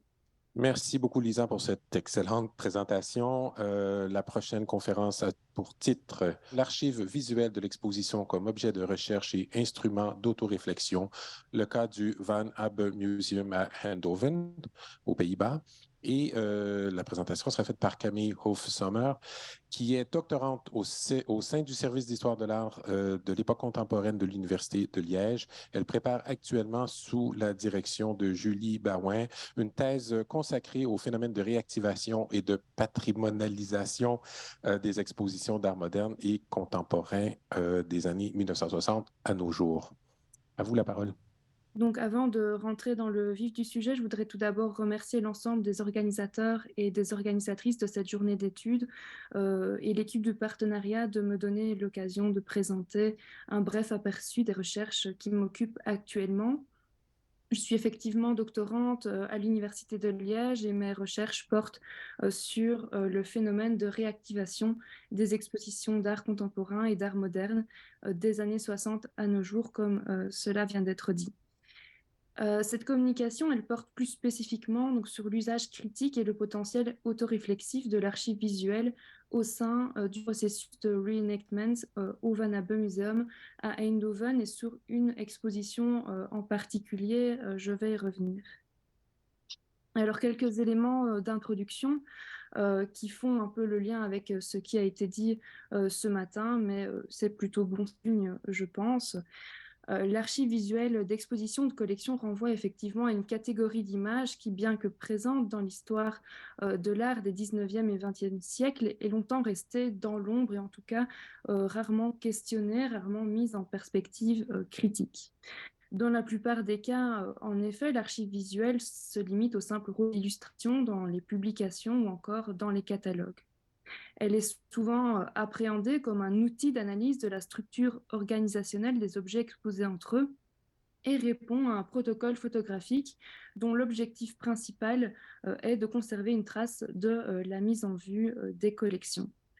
En tant que production documentaire, ce type de relevé reflète nécessairement les intentions auctoriales des personnes à l'origine de ces prises de vue, tout comme il rend compte des choix curatoriaux opérés par les acteurs à l'œuvre, on l'a vu ce matin. Alors, plutôt que d'aborder la vue d'exposition pour elle-même, il s'agit ici surtout de prêter attention aux nouveaux usages et à l'usage curatorial notamment qu'elle génère. Car en menant activement une politique de conservation, de numérisation, de diffusion des archives visuelles, les institutions contribuent à la patrimonialisation et à l'historicisation de l'exposition en tant qu'objet de mémoire, ça est rappelé par Rémi Parcollet également. Ainsi, le processus de documentation de l'exposition a évolué au cours des dernières décennies vers ce qu'on pourrait nommer une forme d'impératif documentaire qui, cet impératif documentaire, anticipe et participe au processus de reconstitution. Dès 2004, en effet, à l'initiative de Charles Esch, directeur du Van Abbe Museum, ce musée a adopté une posture critique et autoréflexive fondée sur l'appropriation et l'usage créatif des archives visuelles, notamment, mais pas exclusivement, à des fins de reconstitution. Ce fut particulièrement le cas au sein du programme intitulé Play Van Abbe, une programmation riche et complexe qui s'est déroulée entre 2009 et 2011 et au sein duquel le musée a tenté de produire une réflexion sur lui-même à partir d'une série d'expositions interconnectées. La première partie de ce programme, intitulé The Game and the Players, mettait l'accent sur la transparence institutionnelle, et ceci en posant une série de questions fondamentales, à savoir quel est le rôle d'un musée d'art au XXIe siècle? Quelles pratiques un musée exerce-t-il et dans quelle mesure en sommes-nous conscients? Comment ces pratiques se sont-elles développées et sont-elles appropriées aux réalités muséales actuelles? Et enfin, pouvons-nous les rendre visibles, les modifier ou encore jouer avec elles? Ainsi, ce programme visait-il non seulement à mettre l'accent sur la collection et les œuvres, mais aussi et surtout sur la nature discursive de l'exposition, et dès lors sur le caractère hégémonique de l'institution muséale dans son acception la plus large. Le Van Abbe Museum apparaît ainsi comme un laboratoire de pratiques muséographiques particulièrement innovantes, notamment en matière de reconstitution d'expositions, dont une en particulier a retenu mon attention.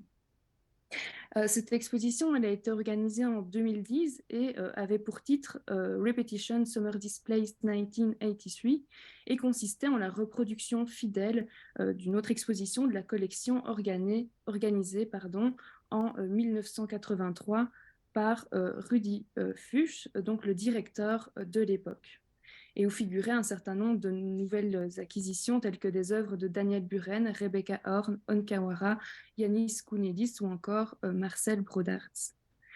Dans la reconstitution de 2010, le contenu de la visite audio-guidée de 1983 a été réenregistré et faisait partie intégrante de la visite.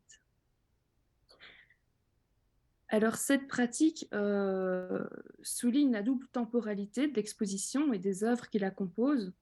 Les documents d'archives ayant trait à l'exposition originelle, rassemblés dans un espace nommé cabinet des archives et dont je n'ai malheureusement pas de traces de photographies à vous montrer, fournissaient des informations supplémentaires sur, d'une part, le processus de reconstitution et toutes les démarches nécessaires à l'élaboration de cette reconstitution, et puis d'autre part sur la vie événementielle des œuvres réexposées pour l'occasion. Le protocole photographique, on en a parlé ce matin et on le voit ici, privilégie des prises de vue où toute présence humaine est exclue. On peut d'ailleurs remarquer que le cadrage des photographies de la reconstitution de 2010 se calque en tout point ou presque sur le cadrage de 1983. Les archives visuelles de l'exposition de 1983 constituent par ailleurs le point de départ de cette réactivation, comme dans beaucoup de cas de reenactment. Car en effet, dans le dossier consacré à cette réexposition, on peut tout à fait tracer le processus décisionnel, les étapes nécessaires à la reconstitution, et on retrouve des vues et des plans de l'exposition de 1983 AT, mais également aussi d'autres types de sources comme des articles de presse de l'époque, des échanges de courriers entre les commissaires et les directeurs, curateurs, curatrices, directrices de 1983 et celles et ceux de 2010, ainsi que du matériel de médiation, justement en vue de sa réactualisation. Et je faisais justement allusion à cette visite audio guidée qui a été réenregistrée pour l'occasion. Alors, pour bien comprendre cette reconstitution, elle ne peut effectivement se suffire à elle-même. Et il faut savoir qu'elle agit comme un contrepoint à une autre exposition, à savoir Strange and Close, montrée en même temps et qui présentait les acquisitions récentes, cette fois du directeur Charles Esch. L'exposition met ainsi en évidence un changement dans les pratiques d'acquisition et de collectionnement, puisque d'un côté, la reconstitution de 1983 met l'accent sur une période plutôt conservatrice qui faisait la part belle à l'aura et à l'autonomie de l'œuvre d'art, et puis de l'autre, l'exposition de Charles Esche cède la place au pluralisme et à la diversité des objets, des archives, également des sources documentaires, montrant combien par la diversité des artistes représentés également, montrant que l'art contemporain s'est globalisé depuis la chute du rideau de fer. Les deux expositions présentées conjointement invitent ainsi à réfléchir au sens du geste d'acquisition et montrent le contraste entre les approches muséales des deux directeurs. Ainsi, le musée souhaitait attirer l'attention sur l'exposition en tant qu'exposition, sur l'exposition en tant que système de code. Les dispositifs muséographiques attestent d'ailleurs de la dimension critique de ce geste anachronique, invitant le visiteur à se poser les questions suivantes. Y a-t-il une différence dans la manière d'exposer l'art entre 1983 et aujourd'hui? Pourquoi reconstruire une exposition de 1983? Pouvez-vous comprendre le geste d'une exposition d'art contemporain sans aucun texte ni aucune explication? La collection du musée a-t-elle changé entre les choix opérés par Rudi Fuchs et ceux de Charles Esch? Alors cet usage de l'archive visuelle à des fins curatorielles entraîne un changement de statut, celle-ci passant du statut de trace à celui de script. L'archive visuelle devient alors un moteur de création. Elle agirait comme un modèle, une sorte de partition à rejouer, à réinterpréter, à réactualiser. L'archive visuelle est donc utilisée afin de recomposer les récits, de superposer différentes couches de temporalité, instaurant nécessairement de nouvelles sensibilités historiques à l'égard du dispositif reconstitué. Car si l'on reproche souvent au reenactment le phénomène d'anachronisme qu'il induit, cet anachronisme est ici pourvu d'un potentiel résolument critique et agirait de manière positive sur les collections, mais aussi plus largement sur l'image de l'institution. Comme le souligne Anne Binichou dans son ouvrage Créer, rescripter, parce qu'il met en dialogue des temps hétérogènes, le passé et le présent, et des historicités plurielles, le reenactment joue de l'anachronisme et de l'inactuel. Il exploite leur capacité à mieux nous faire voir le présent, à lire l'histoire de manière inédite, à la citer en fonction d'une nécessité. La reconstitution de Summer Display permet ainsi de mieux percevoir le passé à la lumière du temps présent d'une part, mais aussi, et peut-être même surtout, à mieux percevoir le présent à la lumière du temps passé. Ainsi, la politique mise en place par le Van Abbe Museum relève à l'évidence de ce que l'on pourrait nommer une posture curatoriale et nous renseigne sur la relation qu'entretient le musée à sa propre histoire. Un tel usage archivistique s'avère donc pour le moins significatif de nouvelles lectures du passé dans une logique certes rétrospective, mais aussi et surtout introspective et prospective. Car à travers cette approche finalement très présentiste de l'exposition, le Van Abbe Museum semble tirer parti du potentiel de sa documentation visuelle comme force de résistance et de redéploiement de la vie moderne. Je vous remercie pour votre attention. Alors, bonjour, on reprend donc pour une dernière séance constituée d'une conférence et d'un entretien et dont le thème général est l'archive visuelle, témoins et matériaux. Alors, notre conférencière et Geneviève Chevalier. Geneviève Chevalier est artiste et professeure à l'Université Laval. Elle est titulaire d'un doctorat en études et pratiques des arts de l'UQAM. Elle a été artiste en résidence au Studio du Québec à Londres en 2020 et en 2022. Son travail a été aussi présenté au Musée régional de Rimouski en 2018, à Dasibao en 2021 et à la Galerie d'art Forman de l'Université Bishop l'année dernière. Geneviève est maintenant co-chercheure dans le partenariat après avoir été postdoctorante dans le développement partenariat que nous avons mené de 2014 à 2018 et dans le cadre duquel elle travaillait auprès de Mélanie Boucher à l'UQAM. Alors, sa conférence s'intitule Naturfac, une exposition d'art contemporain qui documente des collections scientifiques universitaires. Et je te laisse la parole. Bonjour tout le monde. Donc, je remercie pour commencer les organisatrices et organisateurs de cette journée d'études. Je les remercie également pour leur patience dans le contexte de la grève des professeurs de l'Université Laval qui s'est terminée mercredi soir. Je tiens tout d'abord à préciser que le contenu de ma présentation se situe un tout petit peu en périphérie du sujet qui est exploré aujourd'hui, en ce sens qu'il sera question d'une exposition qui documente des collections et aussi des espaces d'exposition et des réserves, donc pas à proprement parler d'une documentation d'exposition. Et d'ailleurs, je vous fais aussi toutes mes excuses pour la qualité de certaines vues de cette exposition, puisque, étant donné la grève des professeurs, l'installation de l'exposition n'est pas terminée. Elle devait avoir été inaugurée à la mi-mars, mais donc ça va se faire plutôt à la mi-avril, le 13, en fait, jeudi 13. Et donc, la documentation officielle n'a pas été réalisée. Donc, vous verrez plutôt des instantanés, des images de recherche ou encore des extraits d'œuvres. Donc, je voulais simplement vous en avertir.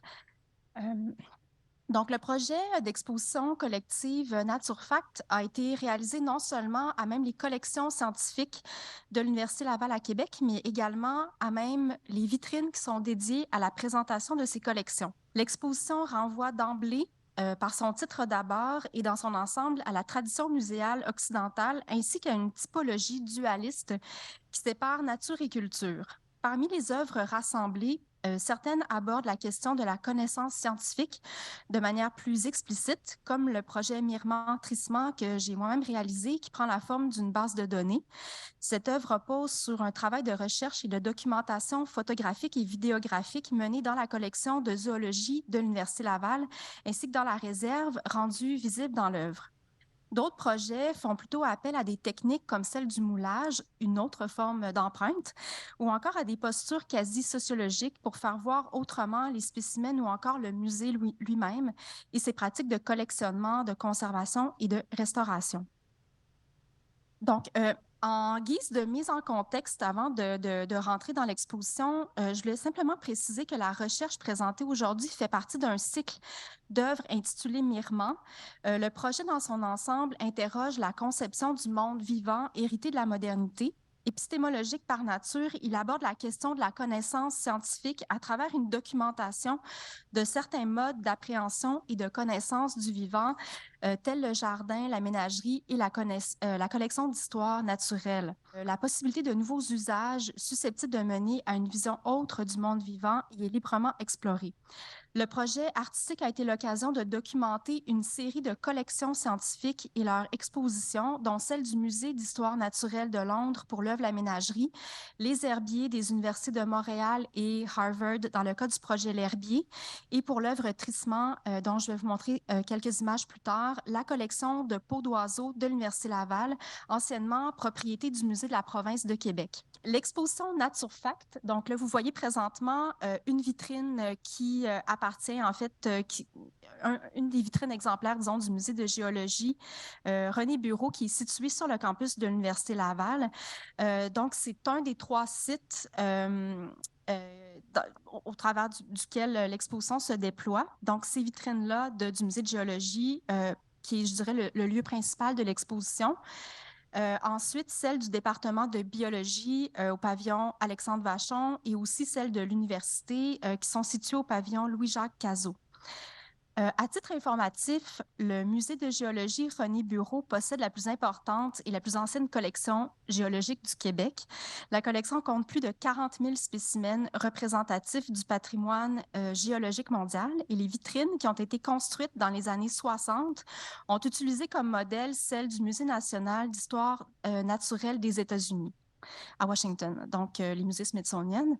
Une chose est certaine, NatureFact agit comme un dispositif qui fait d'abord voir celui de la vitrine, qui sont très présentes sur les lieux, les insertions d'œuvres étant peu nombreuses par rapport, en fait, en comparaison.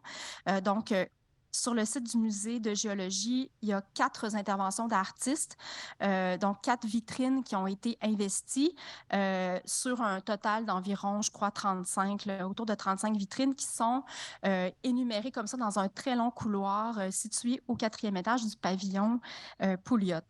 Donc, l'exposition NatureFact réunit le travail de Daniel Cormier, Mathilde Molly, Philippe Gagnon, Anne-Marie Groux, ainsi que le mien. Le titre évoque les programmes expositionnels reposant sur une distinction fondamentale entre Artificialia et Naturalia ou NatureFact. Aussi employé en archéologie pour désigner les fossiles, le terme est le reflet d'une cosmologie qui deviendra moderne. Donc, selon cette perspective, la nature constitue, et je cite, un domaine ontologique autonome, un champ d'enquête et d'expérimentation scientifique, un objet à exploiter et à améliorer. Donc, c'était une citation de Philippe Descola tirée de son ouvrage Par-delà nature et culture. Donc, cette façon d'appréhender le monde vivant que convoque la collection et la vitrine, où sont exposés les spécimens en tableau, comme vous pouvez le voir sur l'image, donc témoigne, selon Foucault, d'une nouvelle façon de nouer les choses à la fois au regard et au discours, une nouvelle manière de faire l'histoire. Donc, je vous donne rapidement certains exemples des œuvres qui se trouvent dans l'exposition. Donc, cette œuvre-ci que j'ai réalisée, en fait, qui s'intitule Mirement l'instabilité, qui fait en fait partie d'un projet un petit peu plus large qui va être présenté à la Galerie Huco à l'automne prochain. Donc, résulte d'une recherche qui a été menée justement sur la côte sud de l'Angleterre ainsi qu'à Londres à l'été 2022. Dans le cadre d'une résidence au studio Acme. Donc, au musée de géologie, en fait, l'érosion que subit la côte jurassique est mise en lumière par les procédés de l'impression lenticulaire. Donc, les vitrines du musée ont été construites dans les années 60. Donc, il y a énormément de contraintes qui sont rattachées au dispositif, notamment le fait que ce sont vraiment des espaces qui sont entièrement scellés. Donc, il n'y a aucune circulation d'air. Et donc, c'est impossible de faire des projections. Donc, moi, je travaille surtout en vidéo. Et donc, ce type de dispositif-là n'était pas possible. Donc, l'impression lenticulaire permet d'évoquer une certaine forme de mouvement, disons, un peu artisanal. Et quand on circule, on a comme ça une image qui est changeante et qui pouvait donner l'illusion un peu d'une certaine forme d'érosion des falaises que j'ai documentées. Et ces falaises-là, en fait, sont constituées de couches d'argile et de calcaire qui sont disposées en alternance, donc dans le sud de l'Angleterre, dans l'ouest du Dorset, plus particulièrement dans les environs de Lyme Regis. Et dans la collection, comme je le montrais tout à l'heure, donc il y a certains spécimens des spécimens de fossiles qui viennent spécifiquement de cette région-là. Et donc, des vitrines sont référencées dans l'œuvre. Donc, voilà, je vais poursuivre. Donc, ça, ce sont les images, en fait, qui ont été utilisées pour la réalisation de l'impression lenticulaire. Et ça, ce sont certains des spécimens. Donc, certains sont référencés dans l'œuvre. Un autre projet, cette fois de l'artiste Daniel Cormier, qui est une étudiante de 2e année à la maîtrise en arts visuels de l'École d'art de l'Université Laval. Donc, le groupement d'objets que vous voyez à l'écran, en fait, ça, c'est pas une documentation, comme je le disais, de l'exposition, mais bien, en fait, une documentation qui a été réalisée dans l'atelier de l'artiste là, avant l'installation. Donc, le groupement d'objets réalisé par Daniel Cormier a été fait à partir d'un spécimen spécifique de la collection, donc une roche appelée antigorite, qui est une forme de serpentine, et donc qui a été choisi par l'artiste principalement pour sa forme et sa texture lamellée, donc qui intéressait particulièrement Daniel. Donc, dans un premier temps, elle a réalisé un moulage à partir du minerai. Puis ensuite, la chose se complexifie. Donc, Danielle travaille vraiment le processus du moulage. Et donc, je vais la citer, en fait, parce que le processus, en fait, m'échappe en grande partie. Donc, je vais reprendre ces mots, en fait. Donc, la mise en portée nécessaire à la fabrication du moule a produit 2 sections complémentaires. Par la suite, le processus, en plusieurs étapes, a conduit à la création d'un gabarit amovible qui a permis de réaliser de nouveaux objets par la technique de profilage. C'est donc par le mouvement rotatif ou linéaire de ce gabarit que le plâtre s'est placé pendant sa prise. Donc, cette technique de fabrication s'apparente à celle traditionnellement utilisée pour fabriquer les moulures de plâtre ornementales. Donc, peut-être certains d'entre vous sont familiers avec ce type de technique-là. Donc, dans ce cas-ci, elle a permis de créer 2 objets semi-circulaires et un autre longiforme. Ceux-ci existent comme une concrétisation de l'espace total qu'occuperait l'objet de base s'il se déplaçait en ligne droite ou encore autour d'un axe horizontal. Pendant le processus de création, il s'est opéré une translation des codes de la géologie vers ceux de l'architecture et de l'objet construit. L'aspect monolithique des objets, lui, est tributaire de la méthode de fabrication et de la matière utilisée. Donc ici, vous avez un instantané, disons-le comme ça, de la vitrine qui a été investie par Danielle, qui a donc installé une sorte de plaquage, en fait, au fond de l'espace et elle a donc installé ces objets sur la tablette et on voit au centre, en fait, le spécimen qui a été utilisé, qui est comme un peu l'unité de base là, qui a servi à produire les formes que vous voyez plus bas dans la vitrine. Je n'ai pas de documentation de l'intervention de Philippe Gagnon, malheureusement, que je vais évoquer pour vous ici. Je vous montre toutefois quelques-unes des images qui ont été laminées et installées par l'artiste dans la vitrine numéro 32 du Musée de géologie. Donc, si vous êtes intéressé par le projet, je vous invite à vous aventurer là, dans les couloirs du pavillon Pouliot à partir du 13 avril là, pour découvrir l'exposition. Donc, Philippe pourrait certainement être considéré comme un héritier du mouvement de la critique institutionnelle. Toutefois, l'humour qui teinte son approche, qu'il associe lui-même à la taquinerie, et aussi la sensibilité qu'il a développée envers ce qui se situe à la limite ou au seuil des institutions, rendent son approche plus difficile à cerner, heureusement. Dans le contexte de Naturfact, il a échangé de façon informelle avec Olivier Rabault, qui est le responsable du musée. Donc, ils se sont rencontrés à plusieurs reprises. Ils ont surtout discuté de la situation présente et passée de l'institution. Donc, une situation un peu ingrate, faut-il le dire, le musée étant encaissé dans un pavillon et sans doute mal compris par l'université. Donc, Philippe a également documenté toute une série de choses qui dépassent, qui accrochent l'œil sans qu'on s'en rende compte lorsqu'on visite les lieux. Des panneaux signalétiques, des systèmes de sécurité, des affiches maison qui indiquent de manière ironique des bris ou autres problèmes liés à la vétusté des lieux. Pour l'artiste, et son travail le confirme, ce sont ces choses qui rendent le musée singulier et attachant. Et la figure du responsable, Olivier Rabault, qui invoque le titre de l'œuvre, y est présentée comme ayant fusionné en quelque sorte avec le musée. Philippe évoque le désir de révéler à travers l'œuvre le caractère humain de l'institution. Donc, vous voyez comme ça certains petits détails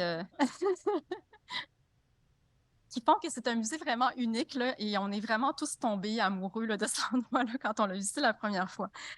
Donc, je termine avec quelques images de cette œuvre-là qui s'intitule Mirement. Oui, donc j'avais déjà abordé cette œuvre-là dans un atelier cet hiver, donc je vais faire rapidement. Donc, cette œuvre porte sur les collections de l'Université Laval qui sont principalement hébergées au pavillon Louis-Jacques Cazot, qui compte plus d'1 million d'objets et de spécimens de nature scientifique, culturelle et patrimoniale. Sous la responsabilité de la bibliothèque, ces collections spéciales ont été constituées au fil des ans par les chercheurs, les professeurs et les étudiantes pour appuyer la mission d'enseignement et de recherche de l'Université Laval. Donc, les collections animales qui m'ont intéressés comptent plus de 6 500 oiseaux et près d'1 millier d'œufs, dont des spécimens aujourd'hui disparus ou en voie de disparition. Donc, le travail de documentation a été possible grâce au soutien de la chargée de conservation des collections Valérie Boulva, qui nous a permis d'installer mon auxiliaire de recherche, Vincent Drouin, et moi, un studio temporaire dans les espaces de collection, des espaces que nous avons d'ailleurs documentés, tout comme le processus lui-même de documentation photographique, de nettoyage des spécimens, de classement, d'entreposage.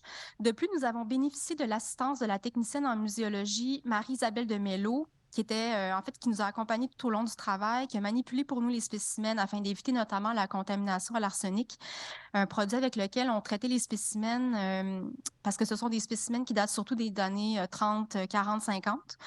Donc, les images réalisées sur les lieux des spécimens ont été remises ensuite à la collection qui peut désormais les utiliser là, à sa guise. En fait, c'est un extrait d'une œuvre qui est en fait générée en temps réel. Ça prend la forme d'une base de données, disons-le. Il y a une base de données qui a été construite à partir des images, photos et vidéos qui ont été créées à l'occasion du projet de recherche. Donc, il y a un programme qui a été conçu à l'aide du logiciel de programmation Libre Processing par une artiste et auxiliaire de recherche, Anne-Marie Gros, qui participe d'ailleurs à l'exposition, qui a été supervisée par Guillaume Lévesque, qui est programmeur au Centre Sporobol à Sherbrooke. Donc, le programme, en gros, ce que ça fait, c'est que ça sélectionne de manière aléatoire d'abord un critère de recherche qui peut être de nature scientifique, mais aussi esthétique ou littéraire. Et donc, il y a un affichage d'images qui correspondent aux critères selon une grille d'affichage qui est également sélectionnée au hasard dans un répertoire. Donc, l'œuvre a été projetée dans un espace d'exposition dans lequel on trouvait également une série de photographies de certains spécimens individualisés par la forme du portrait.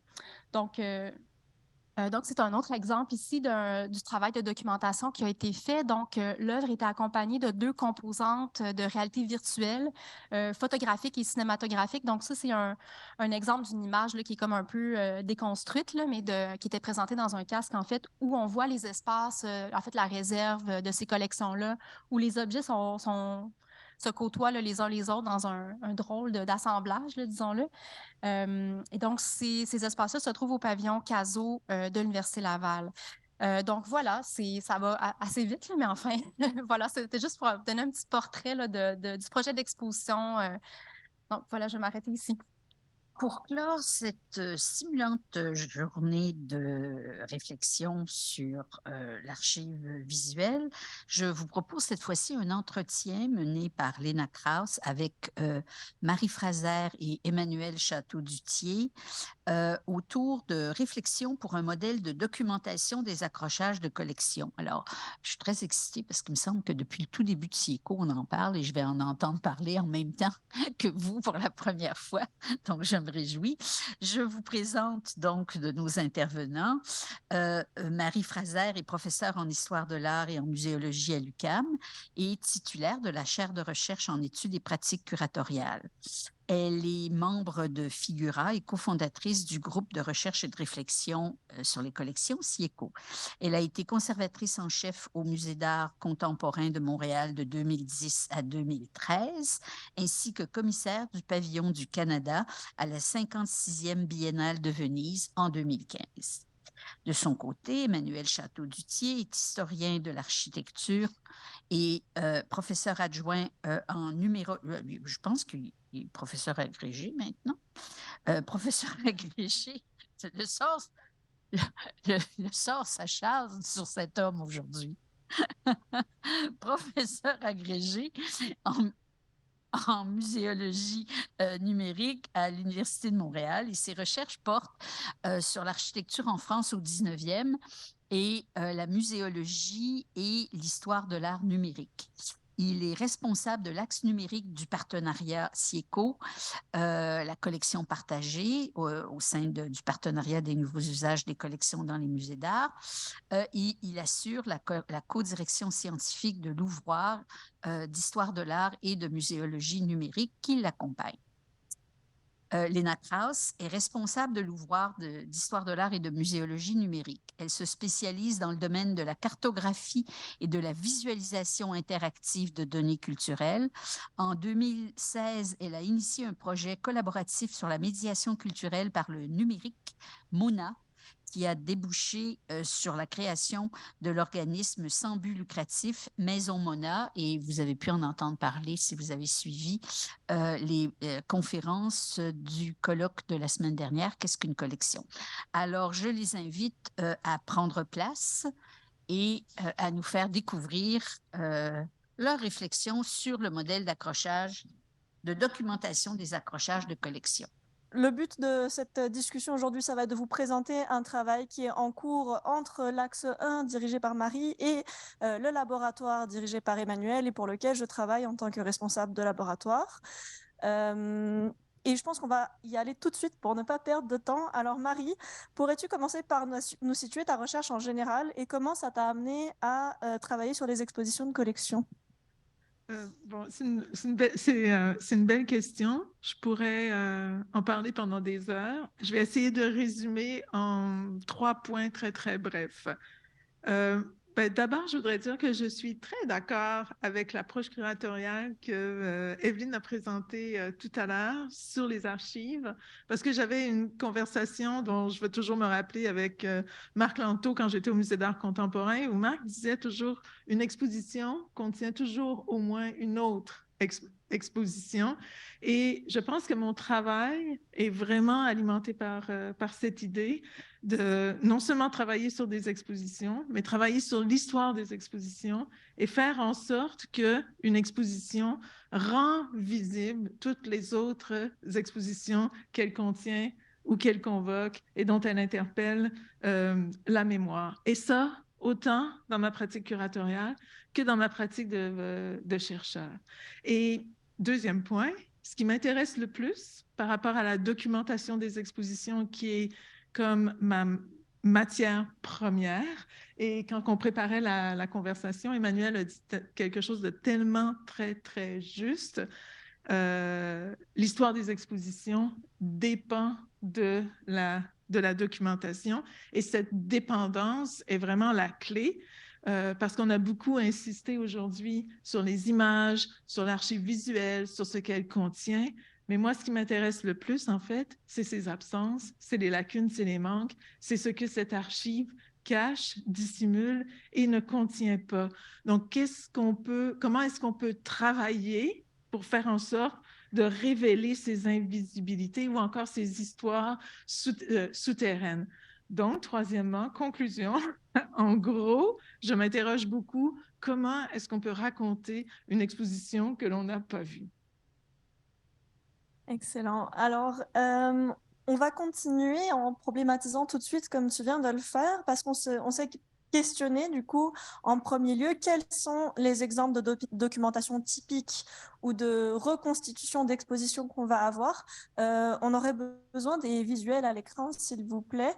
Et je me permets de te lancer la perche, Marie, pour commenter donc cet espace que tu as choisi de présenter en exemple, en mettant potentiellement l'accent aussi sur les lacunes et sur ce que tu repères dans ce bref passage historique, parce qu'il y a vraiment beaucoup d'étapes et on ne va pas trop s'arrêter, on vous a mis plein d'exemples, mais dans l'histoire de vous en faire une galerie visuelle, plus que pour s'arrêter sur chaque image.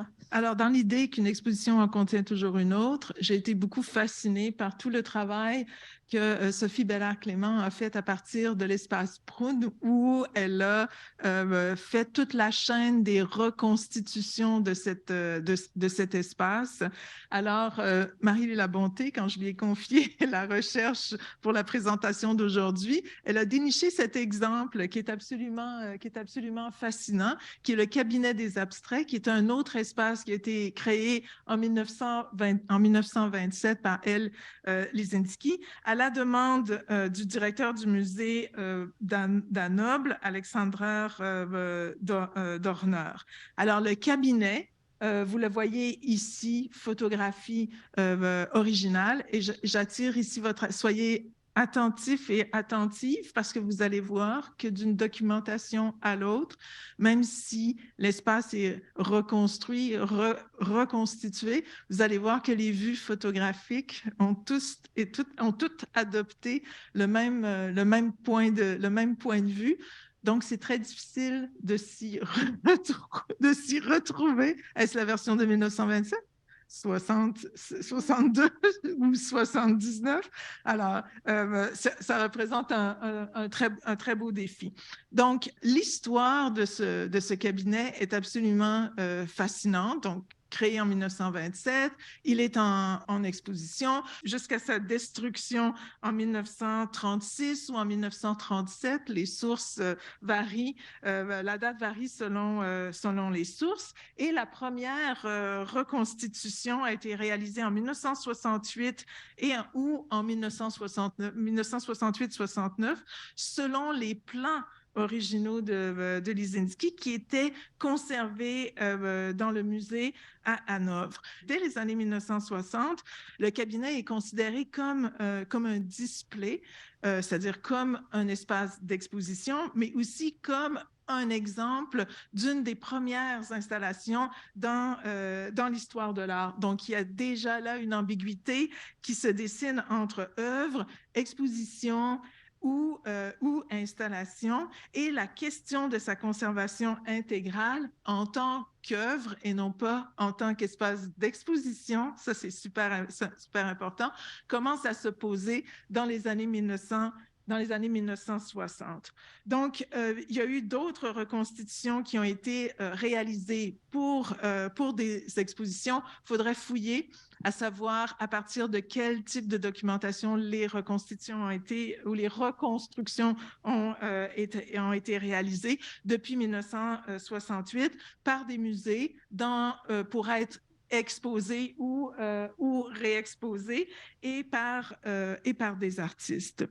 Le cas est particulier aussi parce qu'on peut se demander d'où vient l'idée dans les années 1960 de reconstruire ce cabinet. Est-ce parce que Lisinski, comme artiste, connaît un succès important? Succès, c'est peut-être pas le bon mot, mais on s'intéresse beaucoup à son travail. Est-ce en raison du fait que l'œuvre était éphémère au départ, ou est-ce en raison du fait qu'elle avait été détruite pendant le Troisième Reich et qu'on voulait interpeller cette période trouble de l'histoire? Ce qui nous amène à sa reconstitution récente en réalité virtuelle. Je pense qu'il faut... Ah oui, alors voilà une autre vue d'exposition prise dans le projet qu'on a présenté tout à l'heure sur le Van Abbe Museum, juste avant. Et on a récemment fait une reconstitution en réalité virtuelle.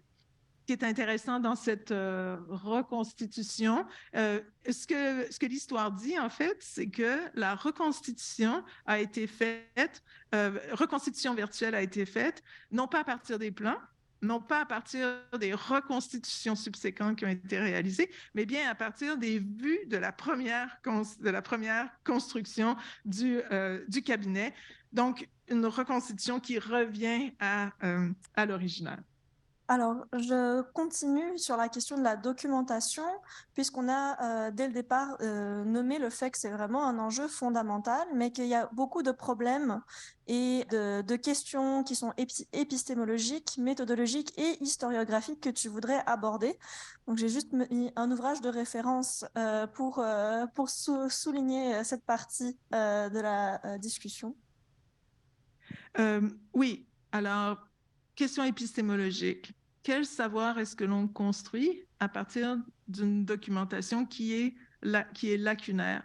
Comment est-ce que le savoir que l'on construit peut tenir compte de ces défis épistémologiques? C'est-à-dire, est-ce qu'on peut vivre avec des hypothèses jusqu'au bout et de toujours remettre et réinterpréter ou reconstituer ces hypothèses? Sur le plan historiographique, quand on travaille sur une exposition, et là, les ouvrages de Bruce Altshuler le montrent, parce que Bruce Altshuler a complètement changé son projet. Au départ, il voulait faire une histoire des expositions, et cette histoire des expositions était impossible sans d'abord constituer la documentation sur les expositions. Donc, cet ouvrage, dont vous voyez le deuxième volume ici à l'écran, est en fait la constitution de la documentation d'un ensemble d'expositions exemplaires répertoriées. Donc, un problème historiographique quand même important étudier l'histoire des expositions, c'est d'abord et avant tout devoir les documenter. Quelle méthode peut nous permettre de travailler avec cette dimension lacunaire que j'exprimais tout à l'heure sur l'histoire des expositions? Quels outils avons-nous? Quel type de documentation est-ce qu'on est capable de rassembler? Parce que je ne l'ai pas dit tout à l'heure, mais l'archive d'une exposition, elle est dispersée. Quand on arrive même dans un musée, même à l'intérieur des archives muséales, l'archive d'une exposition n'est pas conservée à un seul endroit, dans une seule boîte. Et souvent, la documentation visuelle, on va la chercher même chez les photographes parce qu'elle n'a pas toujours été conservée intégralement dans les musées. Donc, on fait affaire avec quand même des questions méthodologiques vraiment importantes. Merci Marie. Du coup, on va continuer à partir de ces questions de documentation qui sont disponibles et des reconstitutions qu'on peut faire, non pas seulement pour des reconstitutions en salle, mais aussi des reconstitutions pour la recherche. On s'est questionné sur l'utilisation de la 3D pour ce faire, sachant justement qu'en plus ces rendus de modélisation 3D, ça peut parfois donner une impression qu'on ait toutes les connaissances, alors qu'il y a des choses très fragmentaires, il y a des hypothèses, etc. Donc tout d'abord, je vais demander à Emmanuel pour nous répondre aux utilisations de la modélisation 3D, quels sont ses avantages, ses inconvénients, etc. Alors, dès le début, en fait, quand on a commencé à discuter de cette question avec Marie, est venue évidemment l'hypothèse d'utiliser la modélisation 3D qui peut profiter vraiment à la recherche. Mais rapidement, en fait, justement, en raison de la force, en réalité, de ces images ou de ces espaces virtuels, on a considéré que c'était peut-être pas la meilleure solution. Alors, on peut regarder peut-être l'exemple du Stadel Museum. Depuis quelques années, plusieurs musées proposent en effet des visites en réalité virtuelle augmentée de leur exposition.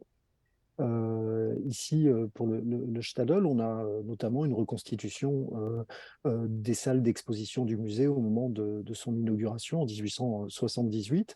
Alors évidemment, de telles approches se justifient bien dans une perspective de médiation, mais du point de vue de la recherche, ici on a des artefacts numériques qui posent de sérieux problèmes d'obsolescence technique ou de conservation, mais également d'interprétation. Alors l'exemple qu'évoquait tout à l'heure Marie montre bien les problèmes de conservation déjà. Dans le cadre de la recherche TIECO, on devait essayer d'inscrire la démarche dans un cadre méthodologique qui soit bien fondé pour permettre la réutilisation des données en termes de pérennité, d'interopérabilité, mais aussi de pouvoir tenir compte des problèmes posés par la nature de la documentation historique disponible, et en particulier les lacunes, les incertitudes et en quelque sorte ces angles morts. Donc, comment est-ce qu'on peut travailler au niveau des méthodes et des outils numériques disponibles pour adresser ces enjeux et ces lacunes, justement? Alors, dans le domaine de l'archéologie, il y a beaucoup de collègues qui ont déjà travaillé en fait, sur ces questions. Christine Tanton, qui participe notamment à la recherche, s'interroge sur la manière de documenter des modèles 3D. Et l'archéologie est capable, en fait, par exemple, de formuler des hypothèses pour proposer des reconstitutions à partir d'une documentation lacunaire, mais dans un contexte où finalement on a des logiques constructives, par exemple, qui peuvent fonder le recours à des anastyloses numériques.